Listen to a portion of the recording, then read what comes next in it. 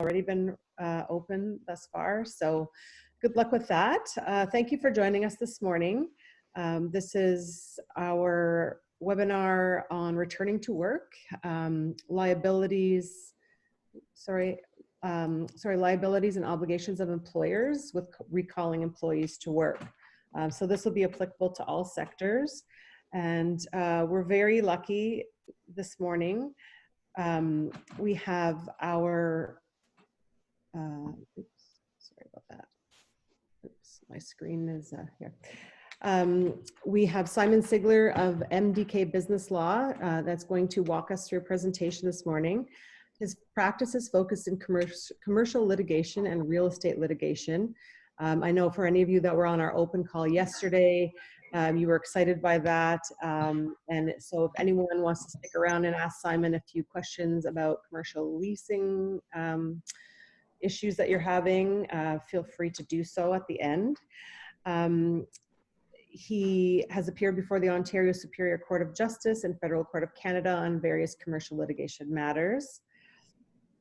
So without further ado, I'm actually going to let Simon take over and start his presentation. We will be video recording it and placing it on our website for your review later.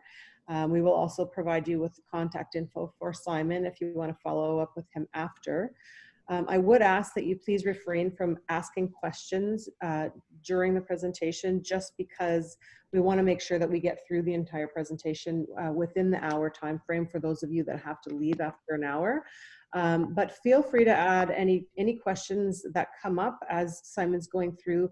Feel free to pose a question in the group chat for everyone to see, because Simon will be monitoring that as he's speaking, and he may talk about and monitor. Oh, sorry, I'm getting a bit of feedback there. So he will be checking on that, and when when it makes sense, he may move over and answer a question or integrate that into his presentation. Having said that, we will have a full Q&A session at the end where he'll go through and answer any unanswered questions that are put on the group chat, and we'll also allow you to speak directly and ask questions directly to Simon at that time. So Simon, over to you. Thank you, Andrea, and hello everybody, and big thanks to the Barrhaven BIA, Andrea and Crystal, for hosting this and putting this together. Just a couple of opening things. We're going to go through the return to work presentation that I've put together.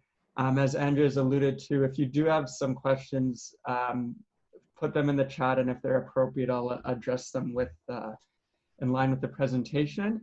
I did put together a polling question just at the beginning to see what were the most, I guess, common concerns or issues that members of the Barrhaven BIA had with return to work.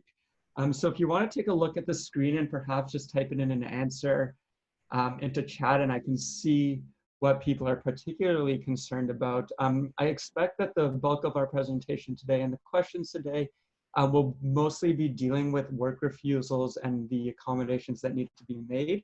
And we're going to actually go through the two separations between occupational health and safety concerns and then what we call accommodations. So I've got here B. Oh, and yeah, another thing that we're going to take a look at as well is the City of Ottawa has posted some guidelines for our own city best practices, and then I'm also going to point you to the province's best practices. Those are mainly concerning personal protection equipment, social distancing procedures, signage procedures, and general workplace, I guess, preparation and setup in preparation for return to work, and how we can make it the most safe and address our employees' concerns. So it looks like mostly D, which is all of the above. So luckily, we're going to address A through C in this presentation, and any specific questions we can deal with as best as we can as we go along. So here's our agenda. The first thing that we'll look at in depth is occupational health and safety. So when we're talking about occupational health and safety, we're talking about legislative occupational health and safety, which there's the Standard Occupational Health and Safety Act, which you'll all already be following and all already be abiding to. There has not been any amendments to that act as of COVID-19, but there are some directions underneath that act. And you might need to take a little bit of extra concern to be in compliance with the act. And then the second is the work refusals and accommodations. So we're gonna split these up from work refusals under the act, and those will apply to health and safety concerns. And they follow a different little bit of a procedure when you're dealing with those complaints and those refusals. And then there's the general accommodations refusal. So this is gonna be, you know, I've got employees who just really don't wanna come in. They prefer to work from home. They've got kids at home that they need to take care of, or they've got an elderly parent that they need to take care of. These are kind of the more gray area refusals that don't fall into, hey, look, the place isn't safe, I don't want to be working there. They're kind of a much wider range of refusal. And I think personally, the refusals that you're going to come into a lot more contact with. One kind of general disclaimer that now would be a great point to touch on is a lot of the issues that we're seeing with COVID-19. I'm sure you've heard the word unprecedented maybe, you know, 100 times a day at this point. Like it's getting old. I'm tired of hearing unprecedented, but the reality is it's quite true. So a lot of the things that we're going to be guiding you on and the way that we're going to be explaining and elucidating on them, they're not necessarily set in stone because they haven't been tested in the courts yet. So there haven't quite been any employment cases yet that have carried themselves out through the entire process. So when we say, how do you accommodate COVID-19 refusals properly, we're going to have to take the precedence on somewhat similar situations or the general ideas that we used to apply to, you know, a duty to accommodate. Let's say somebody would have needed to stay at home to take care of their parents prior to COVID-19, and we're going to apply those principles in a post-COVID-19 world. But there has to be the disclaimer that none of this has been tested by the court yet. So we're just trying to use the principles that we've always used to guide our best practices and reduce our liabilities there. Throughout the presentation, and I really think one of the ways that you as business owners want to frame your thought process is, how can I reduce my liabilities? Not so much what's necessarily going to be the most efficient way of getting through this. I think if you're looking at efficiency as the greatest thing right now, and I know it's a challenge because revenues are down, costs are up, and it's harder to bring people in, that's going to leave you open to possible suits or claims. You know, it's always a balance between efficiency and liabilities, or how can we, you know, create the best business while balancing liabilities. But I think it's important at this juncture of where we are in the COVID-19 process to really emphasize protecting ourselves from those liabilities. So that said, we'll do the teach section. I'm going to try to keep it as short as possible because I do know that there's going to be a lot of questions coming. So we'll do that. Okay, so the first slide we have here are just general considerations. So these are kind of the overarching considerations that are going to apply no matter what type of return to work issues that you're dealing with. And I think they're best practices for every employer at the moment. You'll see that there's a common thread of communication.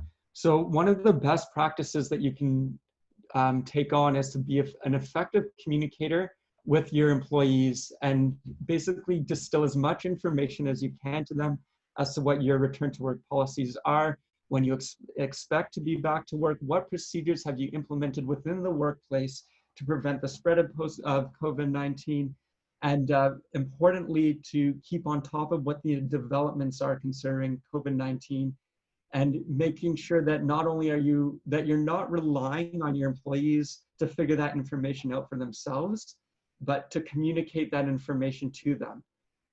And then what follows with that is a very extensive and expansive, I would say, record-keeping process. So anything that deals with communication surrounding post-COVID-19 return to work, you're going to want to record that. If you've ever have any notification that an employee does not want to come back to work, you're going to want to record that. You're going to want to record your answers and your responses. So throughout the process of return to work, you're going to have this large effort to communicate effectively, and then to back up that communication, you're going to want to implement some type of recording process. It could be as simple as keeping a logbook, or it could be just making sure that all your emails are safe, or even tagging those emails as a COVID-19. You put a little tag on them and keep them in a COVID-19 folder. Thirdly, reviewing and informing employees on employment policies. So this is, again, supports the communication effort that we're going to be trying to make. We just want to make sure that our employees are very aware of what our current policies are, what our revised policies are, how those policies have changed. And it's a good opportunity to review any employment contracts or any policy guidelines with your employees. So the actual Ontario, as I mentioned before, the act around occupational health and safety hasn't really changed. What has changed, though, is the direction and the incumbency on the employer to provide that healthful and safe workplace. So we need to really review these procedures that we put in place and make sure that our employees understand. It's going to be paramount that not only you are aware of the policies, but your employees understand the policies so that they can abide by them, whether that's personal protection equipment, social distancing, or it could even perhaps be like sanitation routines, which we'll go into later. It's going to be very, very important that all those policies that were developed, both for an employment context and under the occupational health and safety standards, are revised. I'm sure at the outset of many of your employment relationships, there's a package, an employment occupational health and safety standards package that you do have to go over with your employees. Now would be a good time just to revisit that, because the emphasis in the return to work area is going to be on ensuring that employees know what's safe, know what's not safe, but are also aware of what procedures their employer has put in place. Lastly, not lastly, but what's very important is that depending on what type of operation you're running, your procedures and guidelines to follow are going to be different. For those of you that are in retail, you'll be following different guidelines from those that are in health services. If you are in a health services, if you run a dental practice or a family health clinic, I would suggest that you refer to the particular guidelines that are put out in place by your governing body, whether that's the Royal College of Surgeons or the Royal College of Dental Surgeons. It's very important that you take a look at what industry you're in and apply the best practices for that particular industry. The province of Ontario has put together a fairly good webpage that is filtered by industry. So if you're not governed by a particular governing body and that body has not issued any COVID-19 guidelines, I would refer to the Ontario government's website from the Ministry of Labor, and we will be sharing that link after the presentation or after the seminar, sorry. Developing a return to work plan. So I think this is probably one of the most important things. And for those of you that are open on Friday, you've probably already done this. So what this constitutes is a full development of a return to work plan. So it's going to be employee procedures. What does the workspace look like? Are we posting signs that are encouraging people to social distance? Or are we simply going to have placards on the ground that show where people need to be? What happens in the case that someone contracts symptoms of COVID-19? Are we sending them home immediately? Are we reporting them? Do we have proper health screening procedures in place? Right now, the City of Ottawa, they've actually released a symptom worksheet. So you can go through the worksheet and identify whether or not the person has COVID-19. So this is this kind of thing that is incumbent on employers to think about, so that we're not going up on Friday and just opening up, taking in what we consider our best practices. We want to actually have a concrete and probably drafted work plan. There are a lot of examples of work plans on various government websites, and I'm happy to share those. And also the province has also provided return to work plans should they be necessary. or sorry, they will be necessary, but to fit each and every industry. Okay, so work refusals. There are going to be a number of employees that are going to refuse to come to work, and it's going to be for a variety of reasons. The most foreseeable are people that just do not feel like returning from work. If it is a formal occupational health and safety refusal, you're going to follow the formal process whereby the complaint is made. It's a subjective complaint. It's either resolved internally, and if it's not resolved internally, it's brought to the Ministry of Labor, and then the Ministry of Labor will either make a decision as to whether or not the workplace is safe or it is unsafe, and if it is unsafe, it will be remedied, and once it's remedied, then the employee can return to work. I do have a flow chart on the next page that we will go through this in a bit more detail, but one of the things that you're probably thinking is, the Ministry of Labor has to be involved, and it takes quite a long process, and you can only imagine how busy they'll be with all the notifications and all the cases that they'll be dealing with. I just bring this to your attention because while I don't think that it will make up the bulk of work refusals, I do think that there's a chance that some work refusals will fall into this category. One of the main things that as employers are going to have to deal with is appropriately triaging these categories, as in someone comes to you and says, I don't feel safe working there, or, I have health concerns. These are on the gray area of whether or not they fall into the next category, which is an informal refusal, return to work, or if they fall into the formal refusal. The best guidelines that I could say would be is if they're actually complaining about the health and safety of the workplace, it's pretty safe to say that it might be a occupational health and safety standard. If they're just complaining that, they have some grayer concerns and they don't specifically allude to the workplace not being safe, then you're going to go through the next one, which is the informal refusal to work. So the informal refusal to work triggers what we call the duty to accommodate. We're going to go into a little bit more detail about the duty to accommodate at the next slide. But essentially you have to make accommodations so as they do not cause undue hardship. Now, the reality is this is going to be something that's very, very tricky to deal with. And we're actually going to look at some alternative ways in which you can appropriately deal with the duty to accommodate so that you can get your employees back to work, or at least make some concessions where you're functioning in a workable environment and something that does not hamper your business.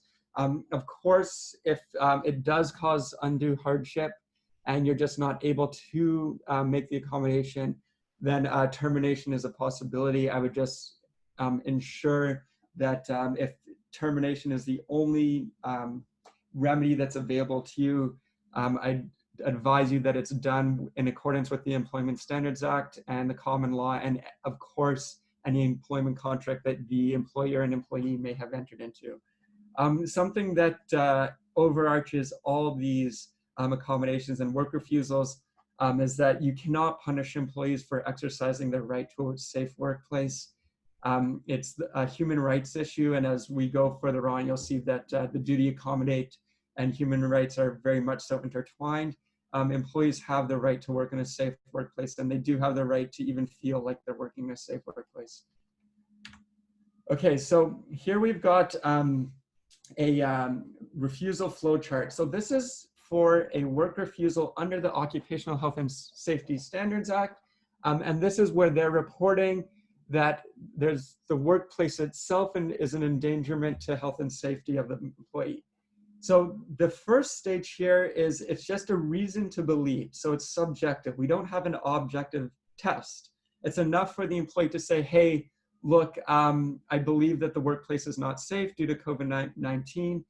I think it's going to endanger my health and safety. So they would come and report that to you, and then a supervisor or your representative, and for a lot of sole proprietors or small businesses, that's just going to be yourselves, the business owner, who's the rep, is going to go investigate the area and say, hey, look, no, we've determined this to be a safe workplace. And then they're going to make the decision whether or not to listen to your determination or to ignore your determination.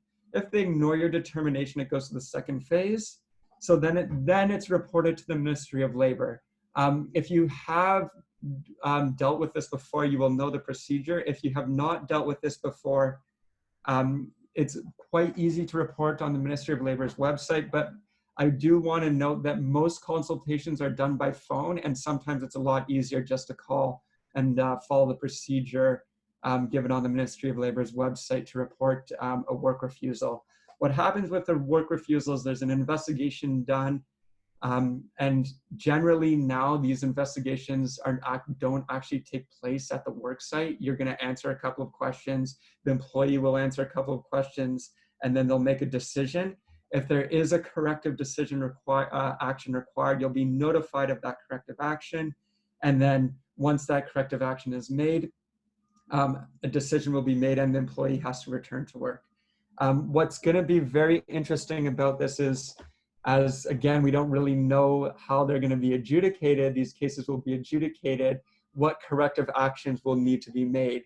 So again, one of the best things to do is prevention, and rather than remediation. So if you're taking basically all the stops to provide a safe workplace, you know, PPE, proper physical distancing measures, planned and scheduled disinfectant and cleaning, which is recommended by the City of Ottawa and by the province, it's likely that your workplace will be found to be a healthful and safe workplace in light of COVID-19. So these are just some considerations to take into account, and a good summary of what the process is with the work refusal under the occupational health and safety standards.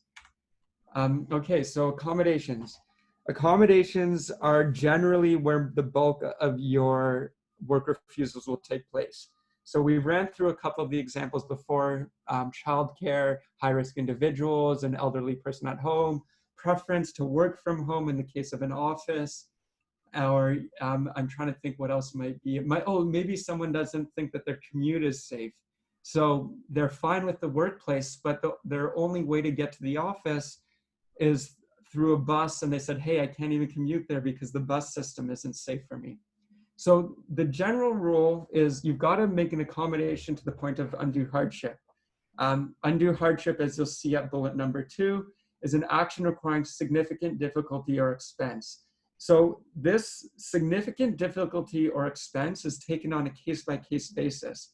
So what might be a significant difficulty expense for, you know, one person that runs a hair salon versus a construction company with 20 employees, or maybe even a chain of restaurants with 100 employees, is considerably different. So the reality is whether or not you have made the appropriate accommodation is only going to likely come up during litigation. So the best thing to do is to basically make every reasonable effort to make the accommodation. And if it's just not possible, you've taken your best efforts, then you can terminate as necessary. But if you do end up in litigation over the termination, you will have to defend appropriately, and you will have to make the case that, hey, look, we took every single action we could, and at the end of the day, it was just too expensive and we couldn't do it. I would love to give you further guidance on what is an action requiring significant difficulty or expense, but I do have to emphasize that it is taken on a case-by-case basis. So unfortunately, the format of the seminar doesn't really allow me to expand on that, but I would be happy to answer some questions at the end to kind of give you a better general idea. So as we go forward, what are some alternative ways that we can, us largely accommodate, and which ways can we accommodate? So some things, and it's going to be different in each and every industry.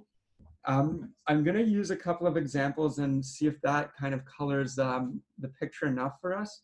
So if someone comes to us and says, hey, I've got to take care of my child at home.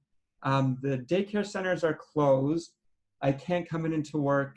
And, they might be a shift worker. Well, you're going to want to look at alternative measures. So is there some way that we can aid this person with a daycare requirement? Is there some way that we can, look at alternating shift work? So maybe they only come in part-time. If they're coming in part-time, can we reduce their hours to match their part-time work? This is something that's allowed. So you want to look at alternative measures and say, oh, maybe this is an appropriate time to take a leave of absence. what that leave of absence has been really being pushed in the employment law industry, essentially because it's a good opportunity to say, hey, can we ask you to take a leave of absence now until things get back to normal?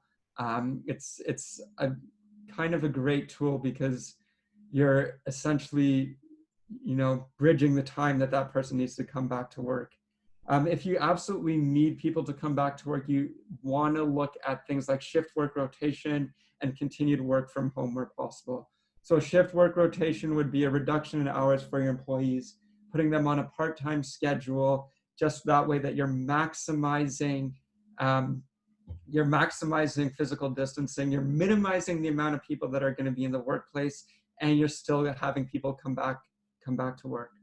In the end of the day, there are going to be people that just refuse to come back. So what you're going to want to do is make as many accommodations as you can, keeping in mind the undue hardship rule. And then if they're still refusing to come back, that's when you're going to look at termination and whether or not it's appropriate. I think the general idea here is to be as accommodating as possible, taking as many preventative measures as possible, and then not making a blanket statement, oh, well, you need to come back or we can't do this and that for you. You're going to want to, first of all, not bring up accommodation until you absolutely need to, and then take accommodation on an employee by employee basis. Different employees are going to have different thresholds for what they consider a safe workplace, what they consider a safe commute, or even what they consider sufficient procedures put in place. You might have gone over the edge with your return to work procedures, but some employees, it's still just not going to be enough. And then lastly, one thing to consider is that I think you might want to have the mindset that litigation might be unavoidable. So what we really just want to do is prepare for the worst, and also just make sure that we're, as employers, adequately protected for the worst, and we've done all that we can to accommodate our employees. Okay, so lastly, here's some concrete guidelines that the City of Ottawa has placed. I have distilled what I think are the most important ones. We will be sharing the City of Ottawa guidelines after the seminar, and the City of Ottawa guidelines include a link on their website to the Province of Ontario guidelines. So by following one, you'll have access to the other. Firstly, do not permit employees to come to work if they have symptoms of COVID-19.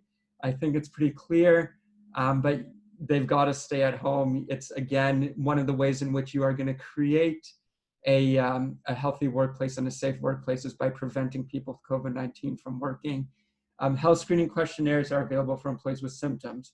So the City of Ottawa, as I had mentioned before, has provided health screening questionnaires. They're available online. One thing to note here is that there's a limit as to what you can ask from your employee in terms of medical records. If they are saying that they're sick, they do need to produce some type of evidence, but they do not need to produce a doctor note. And moreover, you're not allowed to produce to ask for a doctor's note. So if someone is, saying they're staying home because they're sick from COVID-19, do not ask for a doctor's note. You're only entitled to certain information.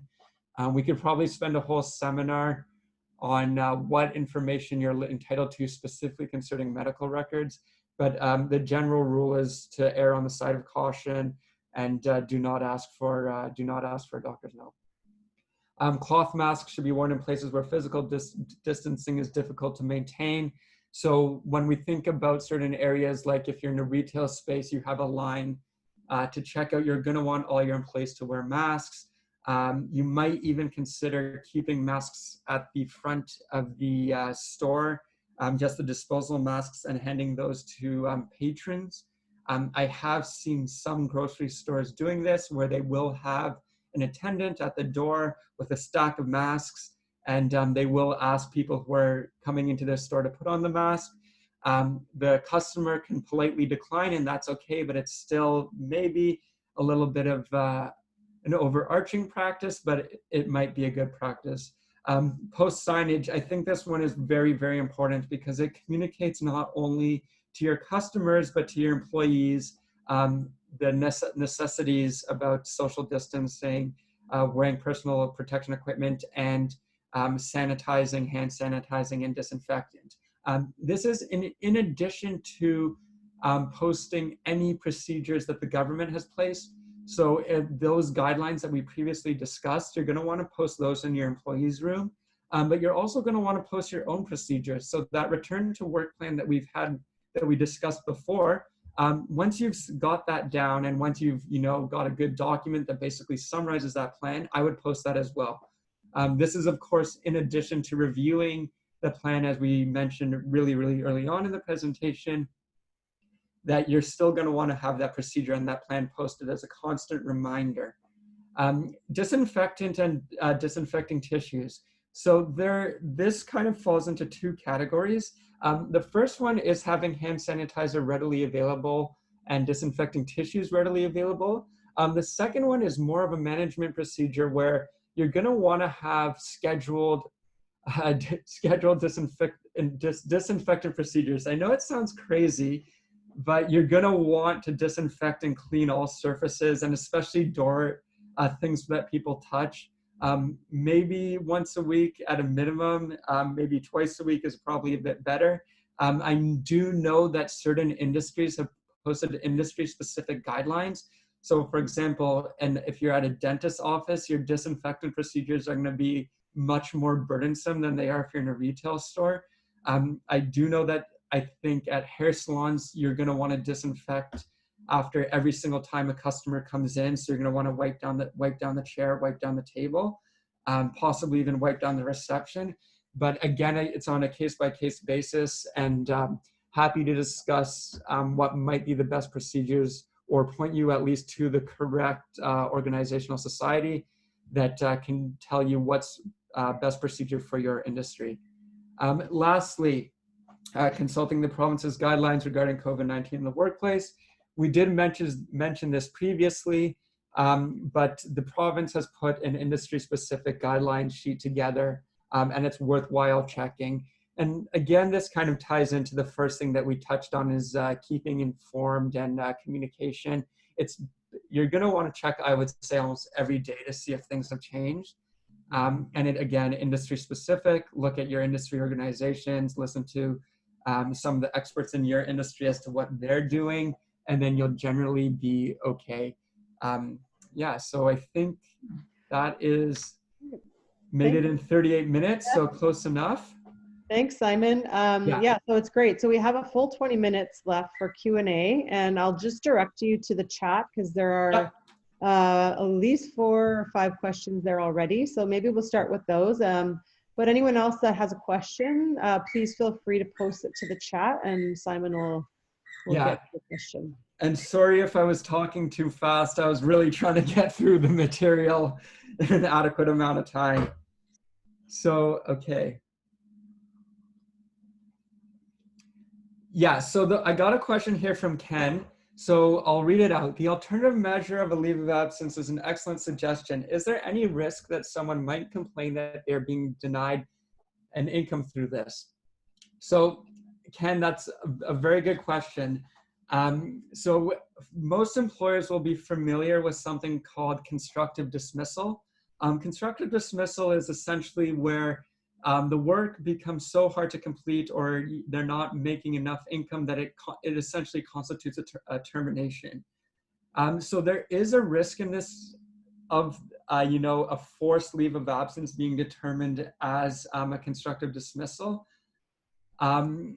And it's a little bit of a tricky area. So generally anything above a 15%, and I'm saying generally because again, it's on a case-by-case basis, but a reduction in wages or anything that's a 15% reduction or lesser will not be determined as a constructive dismissal. That being said, you can't force someone to take a leave of absence, but what you can have is what I'm gonna call enthusiastic or encouraging discussions. And I think one of the key things here is that both parties are gonna have to work together to make things doable. And if they're just refusing that, they won't, they absolutely cannot take the leave of absence, then you're gonna look to other accommodations. And if the other accommodations don't work, then you're going to start thinking about termination. I do recommend before you terminate, if you do have an HR department, obviously they'll take care of it, but it might be worth reaching out to your legal counsel of choice as to if it's a risky termination. But the extended leave of absence, I think, is a very, very good tool. And to be honest, I think many employees might be on there, or they might be warm to it. But the simple answer is yes, there is a risk that they might be being denied an income, and it could be construed as a constructive dismissal. When screening employees coming into work, should employers retain this information? Yeah, so that's also a great question. I should worry about collecting and storing personal private information. Is there a consent component to this? Yeah, so privacy is a very hot topic, and even more so now as it concerns medical information. So I'm not a privacy lawyer, but I do know a little bit about it. We've got private personal information and identifiable information. There are two separate types of information, and they do have both different protection procedures. Best practice is to receive a consent. Absolutely, the best practice is to receive a consent. And what I would think that the easiest way to do this would to create a blanket consent. As for storing, I would only store it if it is identifiable. So if you get the information and then you don't have you don't put the person's name and you're just keeping a general information if anybody has contacted COVID-19, that's probably the best case. If someone does show symptoms, you're just going to want to direct them to the doctor and follow your regular procedures, send them home, and then just make a note that they came in with symptoms, and then probably not keep any of the screening information. Yeah, I will also, I think I can send out a little description that our office prepared on keeping privacy information that was actually prepared by someone in my office who is a privacy lawyer, who could speak to that a lot better than I can. So I'll send that out. But yeah, generally best practice is get consent, and then don't keep any medical records. Just make a note if somebody has or has symptoms or had not contracted symptoms, sorry. Yeah, so what if the employee who is on EI, which expires next week, is being recalled to work but cannot return due to childcare issues? Is the leave of option the best option, or can that person contact EI to discuss EI options? So this is there's two issues at play here. There's the issue of EI, and then there's the issue of accommodations not being able to return to work because they're taking care of their child. They can certainly contact EI, but one of the I guess caveats of EI is that you're looking for work. So the EI option is not going to necessarily be a prudent or even allowable option because they did have the opportunity to work. So there's going to be some conflict between having a job and then staying on EI. I think what the real reality here is a lot of employees are going to be making this decision for themselves. So if they're making the less than $1,000 that's required by the CERB, they might just choose to stay home and not work. And that brings up a whole nother thing. But again, when we go back to childcare issues, if they want to work, but they can't, you're going to look at the duty to accommodate. You're going to see, can we get them, as you've alluded to, a leave of absence, or maybe we can explore different childcare options. I've seen some employers even helping people find childcare or find private childcare.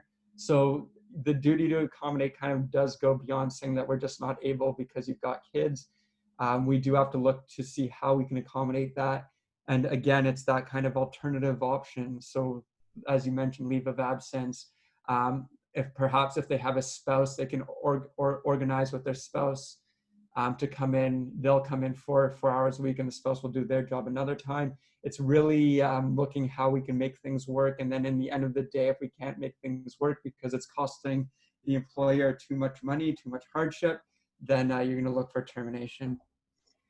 Tanya F. We are making masks as a requirement of entry at Exhala Spa and hand sanitizing. Just making sure legally we can refuse those, not willing to oblige. We have complimentary masks and sanitizer here. So that is a little bit trickier because there's some rules on returning service. I think from a policy standpoint, guidelines and operations, you're going to say that to ensure a safe place that's compliant with occupational health and safety standards and to ensure the safety of our employees, we are requiring all people to wear masks. The reality of this is it's only going to be a case when when somebody complains and somebody makes a complaint, and whether or not they decide to sue you for denying service. And then it's going to be a balance of keeping your employees safe versus providing service. But you generally are going to be completely okay as long as everything is well posted. The other thing that I would make sure to do is prior to booking any services, to notify people that is happening. So in your case, I'm not sure if people use an online booking system or not, but you might want to put a disclaimer on the online booking system with a note saying, in order to enter the spa and in order to comply with COVID-19 procedures, we require that people are wearing masks and hand sanitizing before coming in. Just because I do see a scenario when somebody has paid for a service and then they get there and then they're not able to make the service, or they've taken the time out of their day. People can often take small inconveniences as matters of life or death. So I just want to protect you from that. But yeah, again, it's all about notification, communication, letting people know. Yeah, get processed. Yeah. And the one other thing that I might just mention is I do believe that I'm not sure what type of services are provided at the spa, but there should be a organization, whether if it's not a medical spa. I know medical spas have organizations, but there should be some type of business organization that will have best practices guidelines, or a college. Is there a difference with respect to the obligation of the employee to provide hours if they have part-time casual employees versus full-time employees? Generally, full-time employees take precedence over part-time and casual employees. Again, you have to check both your employment contracts with the part-time employee and the contracts with the full-time employees. A lot of part-time casual employees, employment contracts are where work is as needed. So refer back to your employment contracts, see what they say. But the general rule of thumb is that full-time employees, if they're on salary, you've got a duty to provide them hours rather than if they're on an hourly, you've got a duty to provide them hours. Am I in any way obligated to hire everyone back? My business is changing to help increase revenues where some people don't qualify for the role. So it depends on the type of termination that was made. Was it a termination like a layoff or a temporary layoff that was done in accordance with an employment contract that allowed for a temporary layoff? So one thing, if we recall, I'm not sure what advice was given, but temporary layoffs are only allowed where the contract allows for a temporary layoff. And the reality is that these are mostly for roles that are unionized.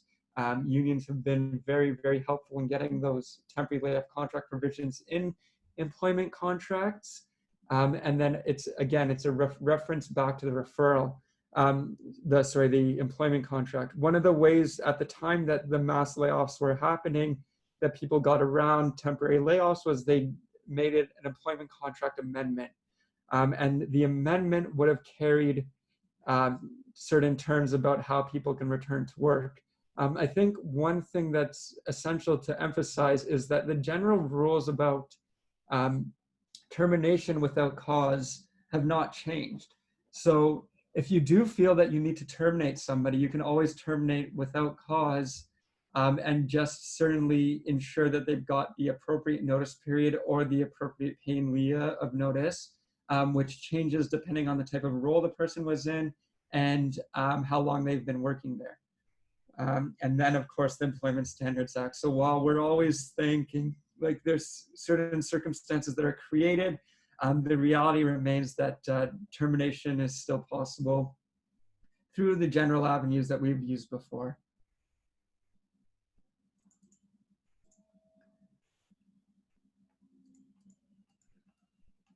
Okay. Yeah, so if an employee quits, are they still entitled to CERB? They will be entitled to the last payment of CERB, and then they've got to report back that they're not entitled.